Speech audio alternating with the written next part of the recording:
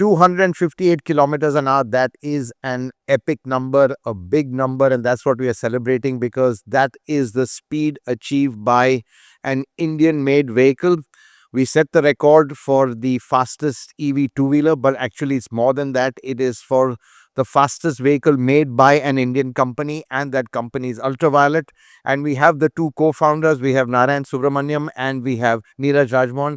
Uh, Narayan, Niraj, great to have you with us. Firstly, I think it's quite it's a mega number. I think if you look at it in speed, anything above 250, it gets into a very rarefied zone. Just your thoughts on what was the idea of kind of making something that can go so fast? Yeah. I think the idea, the genesis is the fact that we started Ultraviolet because India's had a rich history of automobiles. And in all of that time, which spans over 50, 60 years, um, why have we not created something compelling from the performance standpoint that could place us along with the Japanese, the Europeans, from a racing pedigree or a motorcycling culture perspective? I think this, um, and we've all grown up having posters of Hayabusas and R1s and whatnot, Ducatis on our walls, right? And we felt the need for proving that India definitely can do something like that. And as our platform stabilized on the F77, gave us some liberty to launch a program, which is the F99, that was an attempt, frankly, to do that at the larger scheme. And of course, 258 is a number that we've formally clocked on the track. Yeah, and I haven't introduced Rishaad, our two-wheeler editor, who was on the bike. Rishaad, I think it was a crazy speed. Actually, I was quite nervous, getting him to do this. To be honest, proto, anything can happen at this speed. But Rishaad, before we get into what the experience was like, Neeraj, I mean, something like this, safety is absolutely paramount. And frankly, I was quite nervous. And really we just wanted to bag that number. And I think even, you were trying to build up to it. I was just happy when it was all over, but went smoothly without a hitch. But clearly all the hours and work that went into it, I'm sure just for that, how long did it take? About, It felt like seconds. yeah, it felt like seconds. Just for those few seconds of hitting that speed, I can imagine all the months that has gone into that. So really, I just want to talk about safety first because that is absolutely critical. No, so one of the things that for us and what was playing on my mind during the event as well as before, right? So while we are talking about doing something like this with, a first attempt at something like this, usually, success doesn't come at the first attempt when you're trying something so difficult or, something so extreme, right? And I got a very strong sense of this when recently we were at EICMA, and during one of those days, we visited the Ducati Museum, right? And what I saw was, they had like 40 generations of, racing motorcycles, and, across, the last Quite a legacy and a heritage. Yes, right? And we don't have that kind of legacy. We don't have that kind of history, but we're trying to take on, an extreme challenge. So for us, it meant that we are operating with a certain level of risk, but also we do what is best in our capacity to, minimize the risk, to build stability into the platform, not just the electronics, but the entire powertrain. And, the entire team went out of their way to sort of ensure that. And if there were any failures, it had to happen, within our premises. It had to happen in a controlled environment, and nothing could, possibly go wrong when it's put on a track or, the high speeds. So it was an incredibly hard problem to solve. And frankly, I would also say that, there was no guarantee of success, right? And we had a fair sense of that. And we just had to live with it and just keep working at it to get to this point. Right. And Rishaad, were you nervous? Just your thoughts before you got onto the bike. Hormazd, I was a little nervous because it's a new bike to me and a new track. But I've heard such good things about the track. And I have had quite a long experience with Ultraviolette. I mean, I've ridden quite a few of the bikes, including a very early prototype in 2019. They invited us try this out. And it was just this naked bike with just a chassis and a motor. And even that was well behaved. And every vehicle of theirs that I've ridden has always performed in the way you'd expect it to perform. No nasty surprises. So that gave me a base level of performance. Plus, they had already gone out and set this national record on a drag strip. Very, very quick time. And that also gives you a little more confidence that, the bike can do high performance. What were you clocking at the quarter mile? Exiting at about 220, close to So about already at 220. 220, it was fine. So yeah. So I went in a little nervous, but quietly confident as well. And it went smoothly. There was not a moment of a safety related concern at all. It just put your head down and try and go as fast as possible. And that was what it was. I wanted to ask you, I experienced the end result of this. What was this development stage like for you? Because maybe 1 year is what you worked on this, maybe a little more. And to create a completely new architecture, 400-volt architecture, a new chassis, everything alongside your production aspirations. How was that journey? There must have been some crazy stories there. Yeah, there are too many actually to talk about. So one of the things that actually it goes back a little bit to the time where, when we were building the F77s, we were all a team that is working on something very cutting edge and new, right? And when we went into the production aspects of it, we got occupied with, the supply chain and all of these things to do with commercialization. But the core team that had worked on the F77 was always the same team that had also worked on the F99. So the team was separated out, and it became the small team that had previously worked on the cutting edge F77, started working on the F99 racing platform as such. This core team, how many people is it roughly? Just to get a sense. I mean, About 12 to 15. Yes. At most 15 people, yes. Yeah, right. And all techies, all engineers. Yes. So I think design, aerodynamics, structural analysis, engineering, electronics, and software. Yeah.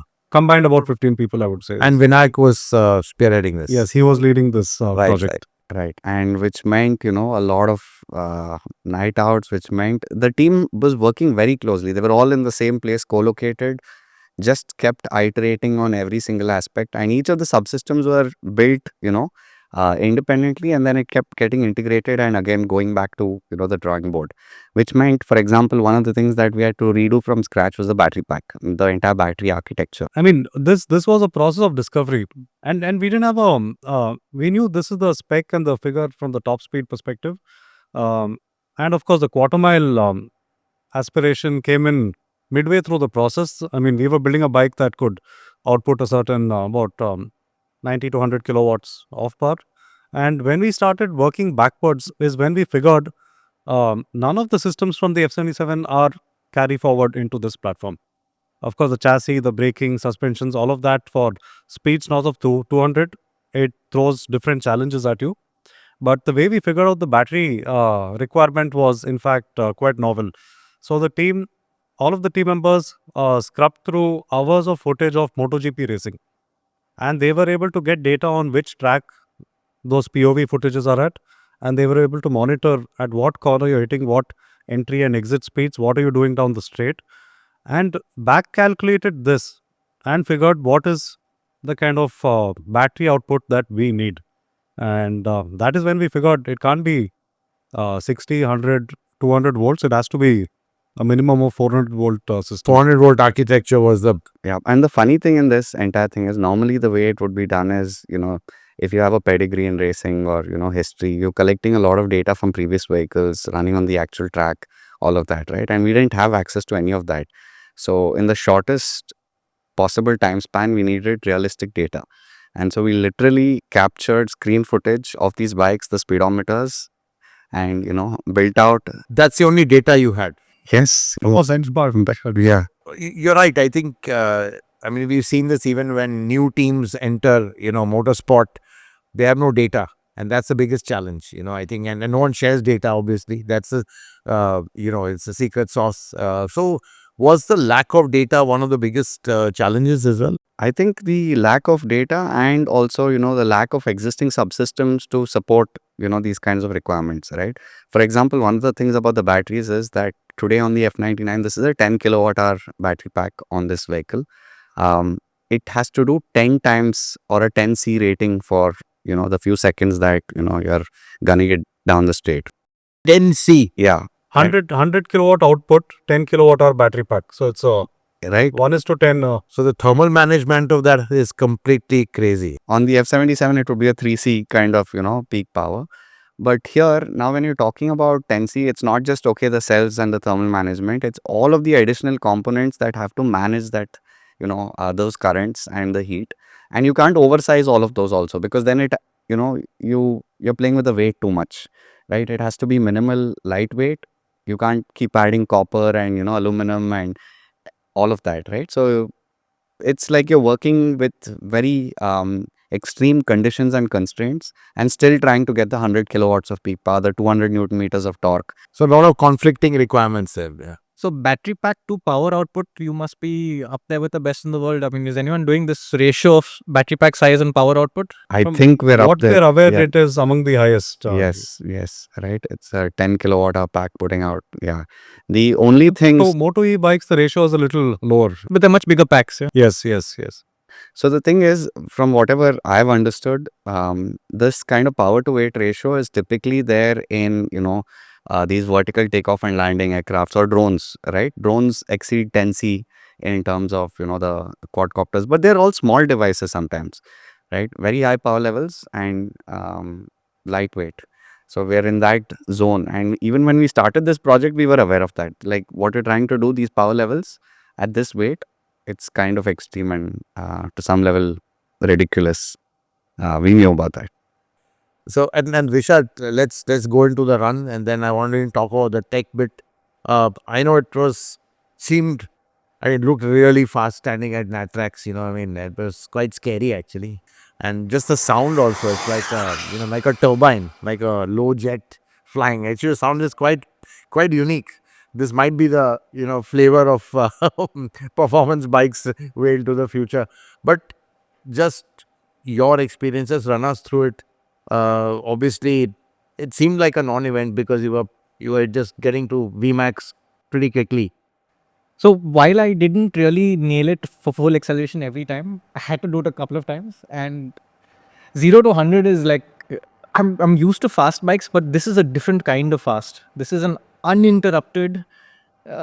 It's strange. It's like a blood rush to the back of your head. And with motorcycles, you have a gear shift which gives you that little pause, and the blood rush seems to stop. But with this, it's continued. So 0 to 100 is startling.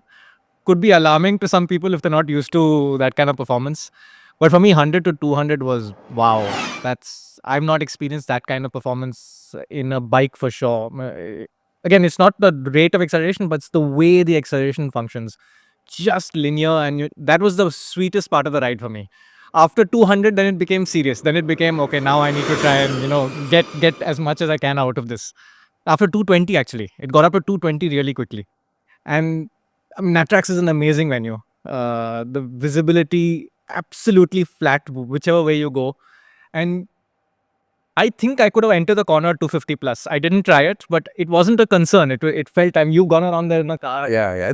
For me, the banking there is just phenomenal because the transition from the banking as you come off the banking onto the straight, very difficult to get that absolutely seamless. And there's no bump or a jerk because it's a very complex kind of design to do that. To get that absolute that rate of transition from the 7-degree curve to absolutely flat in that distance. So you just don't feel it. It's like you're just driving on a straight path. You don't feel. In fact, Cyrus, our producer, and we were discussing before the shoot. He said, "Do this angle," and he sent me this video of this guy on a sports bike coming out of a corner, and the camera angle is down there, and then the camera angle comes up. You don't lean at that. 220, I was getting no lean. So I was trying to push my head down, but that's the beauty of this track. You can just carry so much speed into it. So I think it was, for me, what made it easy, confident, and a great experience was the combination of the bike and the track. Both of them really worked together, and it was Republic Day, and there's this whole thing. I'm on an Indian-made motorcycle on a world-class Indian track, and that was a really nice feeling. But I got to say, it was just perfectly smooth. Yeah, I mean, there's nothing that I came back and said, "Hey, that was not nice." Almost like a non-event. I don't want to say that because it's 258 kilometers an hour. So it was not a non-event. It was very fast, but it really felt. It felt like any one of us could have hopped on this bike and enjoyed that. Whereas I may not say that for a 1000cc Superbike. I think you need to, you need to be a little careful. But this is more welcoming to people, this kind of performance. So I feel like fast EVs, there's a real place. I mean, there's something unique and exciting about them, and the sound we already talked about that. The sound is. And you're tracking it on the app also, isn't it? Oh yeah, that was very cool. That was one of the coolest experiences for us. And we did about 10, 12 runs that day. And each run, everybody would just gather, run to the stand and watch the flyby, because that was the highlight of the day.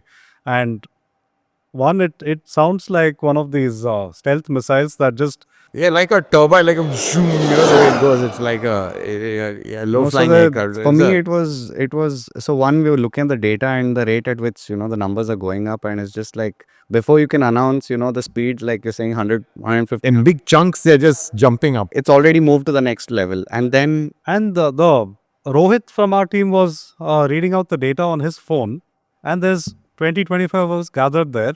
And we don't know where the bike is, right? Because you've gone beyond the curve. So we don't know when you're exiting the curve, and the curve is about a kilometer from where we were standing.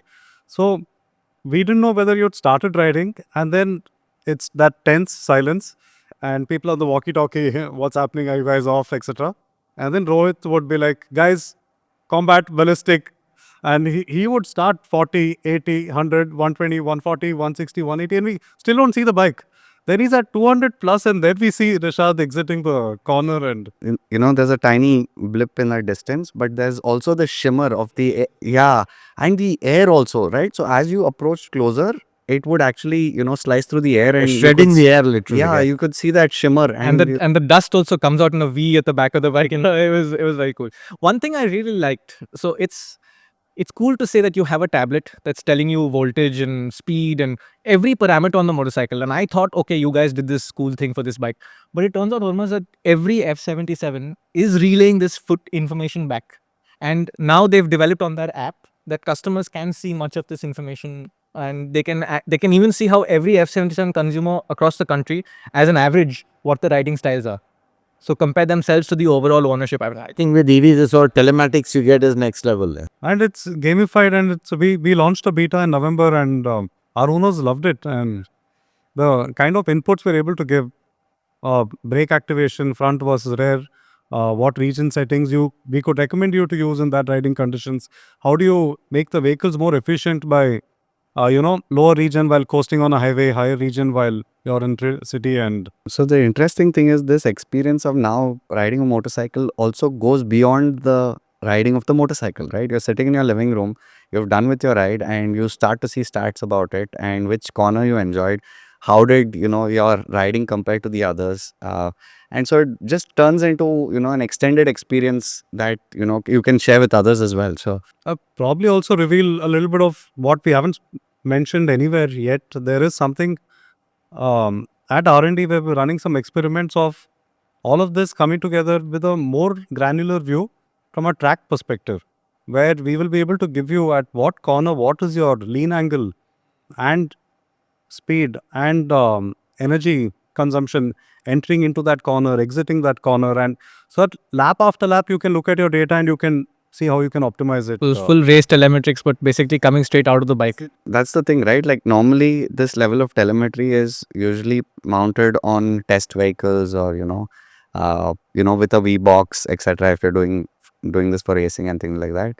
But we already have all the sensors on the vehicle, right? It's about calibration. It's about conveying that in a usable manner. It's about relaying that, about extracting insight from that. So that's the next part of it. And the F77 Space Edition, if you recall, we had a limited batch of that. We had a hidden sequence of buttons. If you activate, it opens your console into a roll pitch yaw meter. It's not anymore about the regular info on the dashboard. Yeah. I think this sort of stuff, this geeky stuff, I think the customers will really love it. Yeah, because I think it's all about knowing this data. I mean, I love it even in a general EV. You see, how the stats, how much, let's say, power the aircon takes, how much regen you've managed to, how you've managed to recoup with regen and stuff like that. I think more the stats, more the data. It becomes a bit of a game also, trying to extract a little bit more out of it, and it becomes fun. Now, you talked about aero, which is interesting. I just want to talk about aero because that's quite key, and it's quite a black art actually. Sometimes things like this require a lot of CFD work, a lot of time in a wind tunnel. I just want to understand, I mean, is that something you had the luxury of, or was it just some very basic calculations for the aero here? So yeah, we've had an entire team working on aero along with the design team. And what you see here, I think, is a result of about 10 iterations in design from an aerodynamics perspective. So out of the 10, I think 5 or 6 went into an advanced aero simulation. And every surface, the splitting of the air intake in the front to the air channel to the brake calipers, to of course was Rishaad spoke about the aero on the sides of the vehicle. Where do you have laminar flow? Where do you want to minimize turbulence? If there is turbulence zones, how do you split that into smaller turbulence zones than one large turbulence zone? So I think a lot of back and forth happened between design and the aerodynamics team to arrive at a package. And we, when I say 6 different iterations, we prototyped a lot of this physically, both in terms of clay and in terms of mock-ups before. And mock-ups were full size, or was it? Yeah, this required 1:1. Yeah, because behavior of airflow is very different. I mean, visually you can do with a scale model, but on airflow, 1:1 has no substitute. Yeah, and the drag force, the way that, I mean, physics in itself, right? Like the drag force is usually like a cube factor of the velocity, right? Which means that the higher the speeds, aero is so critical that if you don't optimize it, you're not going to hit those numbers. And Yeah, the deltas are exponential, isn't it? yes. And now the other thing became that when you talk about drag and what the vehicle is experiencing, whatever drag is being experienced by the vehicle, you wanted to put it to good use, right? For example, we also have thermal systems that heat needs to be dissipated. Whatever drag force the bike is experiencing, can we use that to draw away heat? Right, either you slice through the air, and whichever aspect of the vehicle is encountering resistance, air resistance, use that to draw out the heat. So it's like multi-purpose on every single front, right? You push the air out or use it to. So every cut and slashes not to make the bike look good. None It's- at it's- all. it's- Yes. It's all yeah. functional. Yeah. Yes. Yeah. Yes. Even the brake pads, the calipers, how do you dissipate heat from there? Every aspect of it, the electronics, the motor controllers, the radiator out there. And the other part was designing it with a rider, because you have to analyze the whole character and the performance from a synchronous rider plus machine behavior. So Yeah. So in terms of how, when the rider's tucked in and all of that, even all of this, the visor and every aspect of it we had to, it's one thing to design it in isolation without the rider, and, the dynamics changes with the rider. So we had to consider that as well. Right. And I think, Rishaad, maybe I think let's go into the tech of the bike right now, from the suspension to the chassis, brakes, all that sort of thing. Yeah. I mean, I think clearly, as you said, battery was a big challenge. A 10 kilowatt hour battery just giving this level of power. You spoke about that. I think, what about the motor? The motor, yes, that was another interesting challenge. So what we're doing here is putting out 100 kilowatts of, peak power. This is the equivalent of a Nexon EV, right? Which is, the motor is 1.5 or 2 times the size, right, in that car. And it had to fit on a motorcycle. If you compare it to IC engines, typically the equivalent, capacity. or let's say if you look at torque, we are outputting 200 Newton meter of torque at the motor shaft, 200 Newton meters. And if you look at a liter class motorcycle, your engine shaft usually outputs about 120 to 140 Newton meter. And those engine blocks weigh 50 to 70 kgs, and our motor is at 17 to 18 kgs. So that is the torque and the power density that we're packaging into the motor to begin with. Right, which meant obviously we needed to have liquid cooling and have those channels and be able to dissipate the heat. But also the other side of the 200 Newton meters of torque is the gearbox and being able to handle that kind of torque in itself. And the challenges that we encountered through the development process while building stability over time meant a lot of struggles and failures along the way, which we had to overcome. Right. So You what must have happened? destroyed quite a few components in this process. I think the transmission was the scary part, because we had, of course, when you start testing, you keep the safety limits very stringent. And then as you get more and more data, you broaden what is possible with the powertrain. So the earlier safety settings would kick in at any sort of any of the values, from either a voltage or a current or thermals. Anything going beyond a certain limit, the controller was instructed to cut off power to the motor. So, and this would trigger at various instances.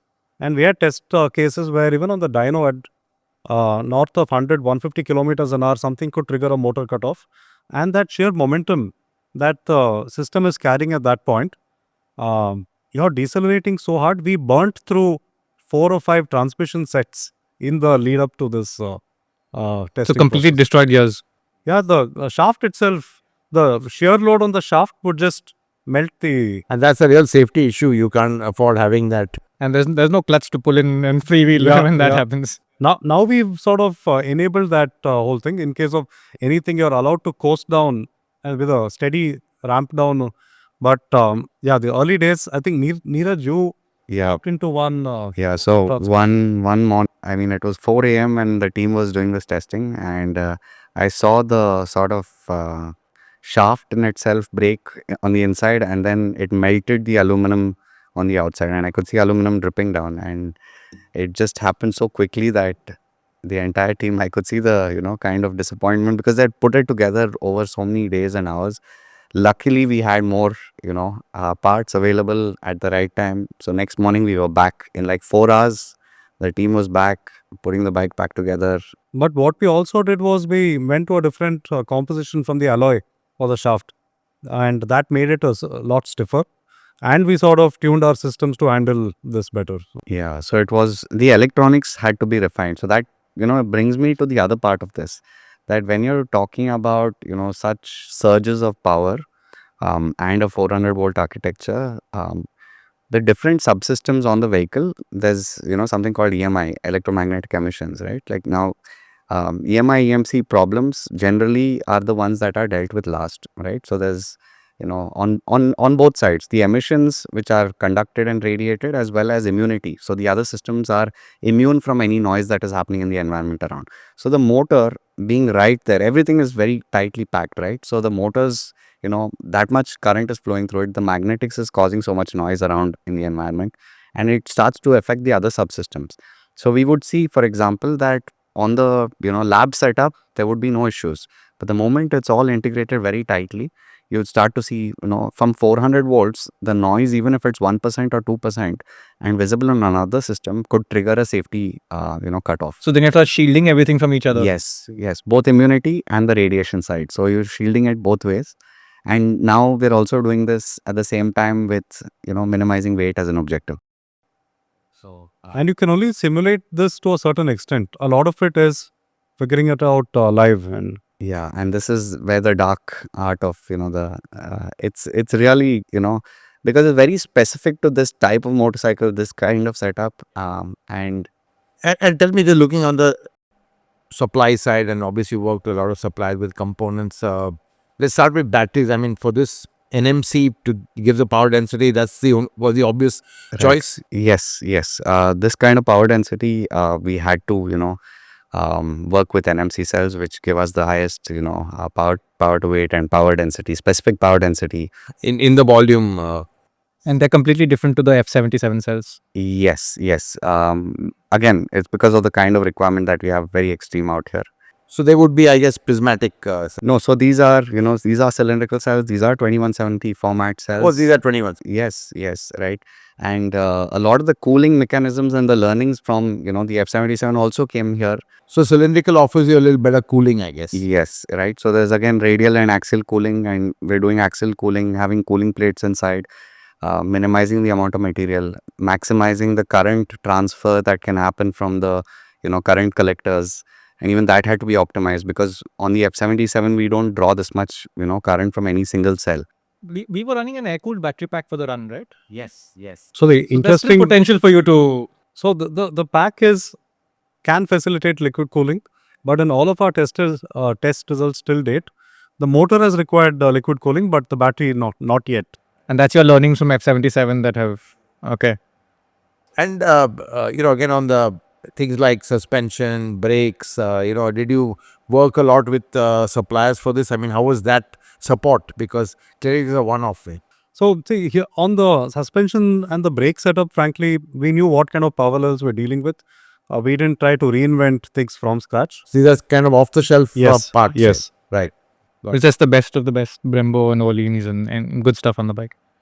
But they had to be refined tuned to our requirements, which meant that when we did the runs at Valley Run, and we would get feedback, both internal experts as well as external, on the suspension setup, on the way the vehicle handles. And also there are certain things people think it's very easy and straightforward. Oh, this motorcycle is all electronic, you have wheelie control, you have every kind of control, but all of these were you know obviously we look at these from a production point of view, but at the stage when we're talking about racing and setting speed limits, we disable some of these things or go without them.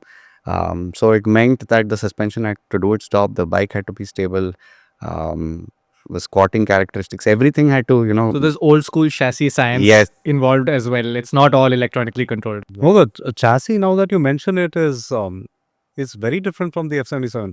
So on the 77, we run a split trellis where the motor mount is sharing the load, and the battery pack is also integral to the load dissipation across the frame. But here it's a trellis frame that envelops the battery.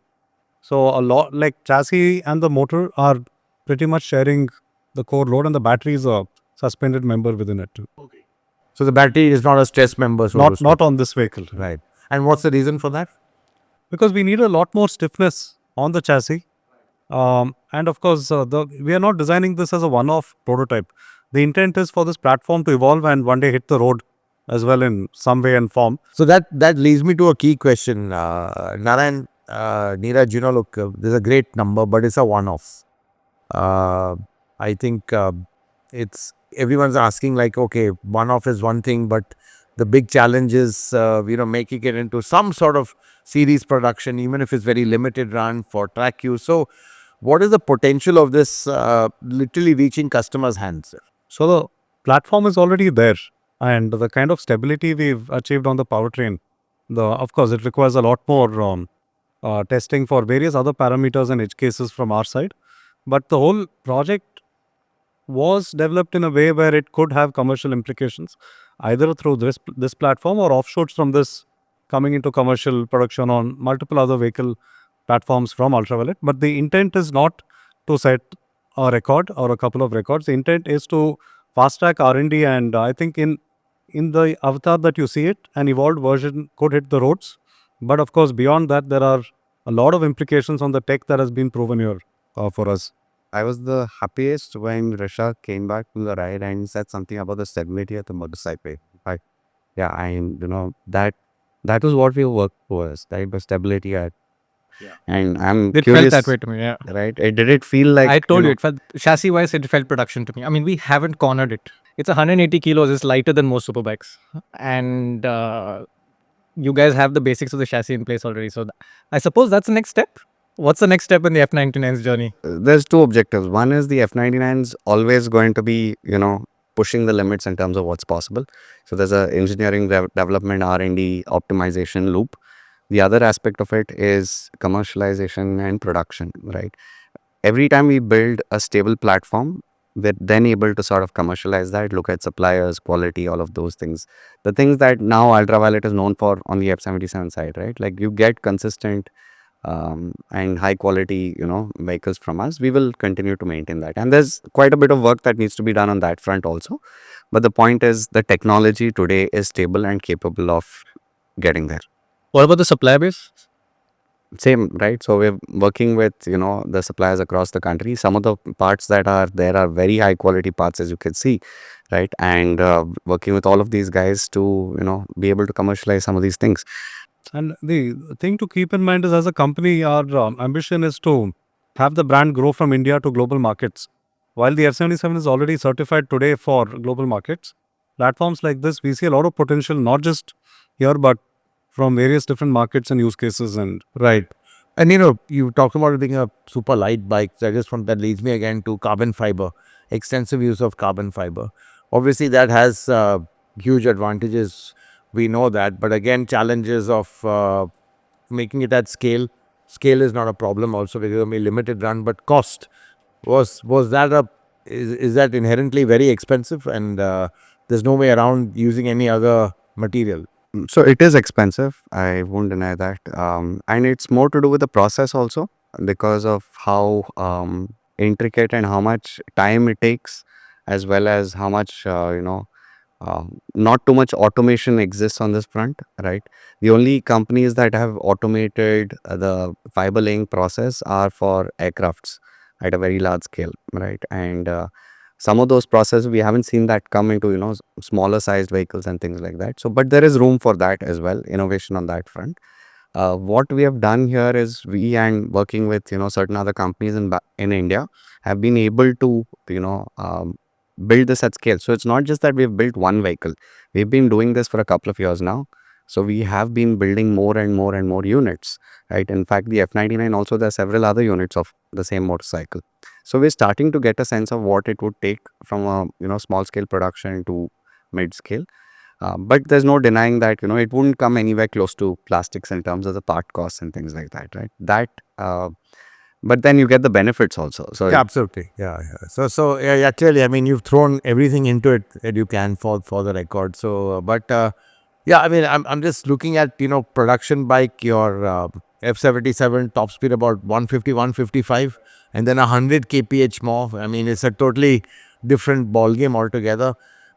And as I was saying, I think the fastest Indian vehicle, but it's a production vehicle, so that says a lot. I think maybe it would be one of the Mahindra Electrics now, because we saw 200 on the clock on them.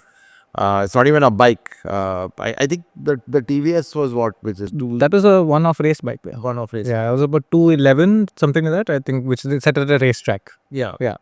Yeah. So I mean, this is knocked everything out of the park, but clearly it's come at a cost, and that's one thing. Is, do you think you might, if you were to productionize it, you might have to dial down really the performance, or just because in terms of spec, it would be unaffordable then?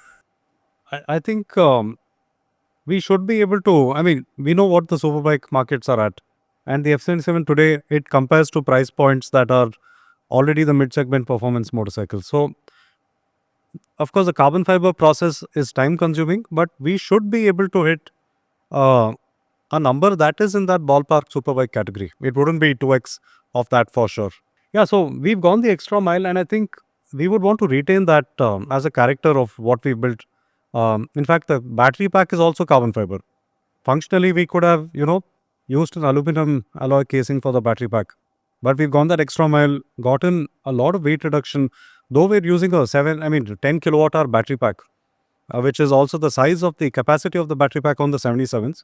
This battery pack is a lot lighter because of the amount of carbon fiber used. So, Would it be fair to say that, because the one-off, you want to set a record, I mean, you've kind of left huge margins, huge buffers, and that's required certain material choices, certain cost. But as you learn and as you get closer to making this production, you can optimize and know where to, pull some of the cost out. see, some of the cost is also coming from systems like the swing arm, for example. It's a milled and welded unit. So, if we were to make this in a 3-digit number, for example, that process would also shift from a milling to a different kind of approach. Like it could be welded sheet metal approaches. I mean, retaining the geometry, but the process inherently costs lesser. And per unit cost would come down if you did that. Yes. see, the other thing is that when we work on certain things, like when we unveiled the F99 as a concept, right, the final production vehicle is very similar, right? There's no compromises there. It is on us to figure out how to mass produce it and scale that up. But usually when we start out with an idea, with a concept, with a thought, with a target, we can't put these barriers of commercialization immediately, because then that sort of stifles innovation, right? So even the F99 project has always been like that, because if you put that MBA hat on and that commercialization hat on, and you start thinking, oh, what am I going to price it at, and then you start sort of cutting down in every corner, this is not the final result. I think that's the sort of question I want to ask you, because if we start looking at production, then you start getting tempted into road legalness, and then you start getting, a little bigger battery pack and a little this, and suddenly you're looking at 30, 40 kilos added to the motorcycle. And there's regulation also, yeah, which and the whole ethos of the motorcycle changes and everything, it becomes something else. So Are you considering as a road legal something in the future, or are you considering as a one-off, limited run, track only? What are your thoughts for the F99? Yeah, go. Yeah. So I think the thing is, first track, we have to get it on the track. And I mean, that was the idea from the beginning, right? We call it the racing platform for a reason, right? The F99 racing platform. So track spec, limited runs will be there. And then comes, the commercial availability and production. And each of these is a logical scaling up, right? It's a rational way to build out this, the capabilities as a company, but not compromise on performance or the handling or the motorcycle in itself, and not change its character. So if someday someone were to be able to buy this, it would be this sort of a bike. It would be this focused, limited run track vehicle. Yeah, and carbon fiber. I think this bike warrants that. Can you throw a number of cost? Little premature today, because like I said, it all depends on what the limited run looks like. Is it 10 vehicles, which of course is going to be a lot more expensive than a number in 3 digits. But I think it's fair to say it would land in what our conventional understanding of superbike costs are at. See, that's another constraint which we do keep in mind whenever we're making something commercial, which is that um, it has to be in the same ballpark as what people are used to paying, and it cannot be 2x, 4x, 10x of that. And if we're in that same range, then it's perfectly fine to be commercialized. So you think price parity is now possible between ICE and EVs, pound for pound in terms of performance? Okay, so this is a question that we need to address at an industry level. While for us with the F77s, we are at price parity with the whole 300 to 500 cc spectrum of motorcycles out there. That goes all the way from what about 2.5 lakhs to on road to about 5 lakh odd. And we have two variants which are at 2.99 and 3.99. The gross margins for the EV industry is not where it is for the IC industry. So while we as a company are trying our best to reduce costs so that there is parity from the outside world, for us as a company, the margins are razor thin. And that I think the industry is going to take some time to catch up. And if you look at the IC industry, I think the margins are quite healthy, which is why they have the ability to get creative with the pricing also if the market is moving in a certain direction. And as you know, the ICE products fund brands EV future. Right. You don't have that luxury, I guess. Yes. Yeah. No, but the thing is that we think it's very much viable, and as the industry moves forward, it becomes more viable for the EVs to sustain than the ICE would, right? Because there it becomes very competitive cost. And I think with emission regulations getting stringent, tougher, it'll be tougher for the ICE vehicles with each emission jump. Yeah.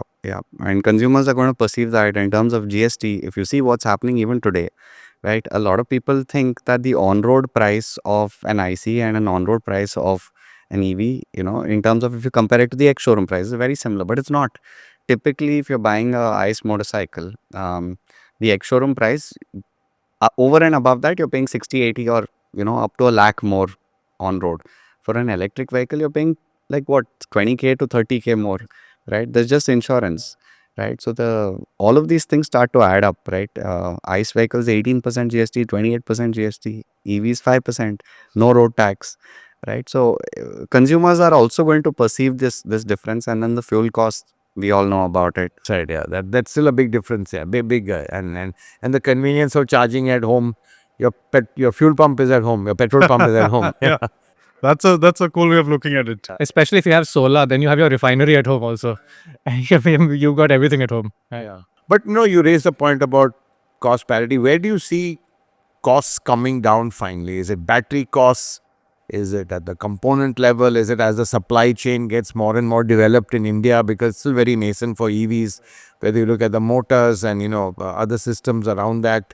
Where do you see the cost efficiencies improving so you'll get a better margin? The cost efficiencies, when it comes to the rest of the motorcycle, right? The frame, the chassis, or, fairings, all of these things, it's already quite well optimized. India has a great... That's the same with like an ICE vehicle. Yes, right. So where the optimization comes in is from the electronics, the motors, the drivetrain, the power electronics, and of course the batteries. And batteries, we have already seen major improvements in terms of, the costs, and they've been coming down over the last couple of years. But interestingly, LFP has dropped more than NMC, which I don't know whether you would then consider LFP at some point for this. Right. So for us, we never want to compromise on range. So the LFP, while being a great chemistry and being very viable for various types of vehicles which have where there's more room and there's more volume, right? Because lower specific density of the energy is okay, like a bus, like buses or trucks and things. Yeah, even cars for that matter. It's okay to have LFP because you can accommodate that much volume and space is available. Here, weight is a constraint, volume is a constraint, which means that we want the highest energy. Every gram per kilowatt hour counts. Yes, right. Which means and intentionally, as a company, we haven't ventured into cell manufacturing. This, I think, is something that we have been asked before. That does Ultraviolette want to get into the last piece of the puzzle, which is the energy part? Yeah, right? it's finally the cell. Yes. So here, what we've built is our BMS systems, controller systems, and of course, great thermals on the battery pack. All of this abstraction over the cell level, because in our view, there are companies that have amassed a few decades of knowledge on cell, different formats and chemistry of cells, and those guys are the right people to be driving that optimization. And as a company, we are agile. We are open to adopting different kinds of tech as soon as that signs of that changeover happens. For instance, in the COVID break is when we moved over from 18650 to 2170 because we could foresee the whole industry transitioning there. Then there's talks about 4680 now. But for us, I think where we are today is a sweet spot from a thermal perspective because more number of cells gives us more surface area to cool the cells at different use cases. And flexibility in packaging as well. Yes, definitely. So in fact, our BMS was calibrated at a cell level, module level, and a pack level to work with pretty much any manufacturer across the globe from a supply chain agility perspective. So, yeah, so the answer is while the same cells may be available to other entities or companies, our R&D allows us to extract more range, more power, longer durations of that kind of power without any sort of thermal or safety critical issues. so that comes back to the optimization, which is electronics, the powertrain, the batteries, the chargers, all of these systems. And that is exactly where we have invested the last 5-7 years of R&D efforts. Well, thanks, for talking to us, guys, Narayan and Niraj. Really amazing. I think what really makes us proud that this is an Indian effort and totally Indian effort. I think even the technology all locally sourced. A lot of people think a lot has come from China, but I think clearly it hasn't. We really developed this in-house. So we've had two Indians who've co-founded this company. Bike is Indian.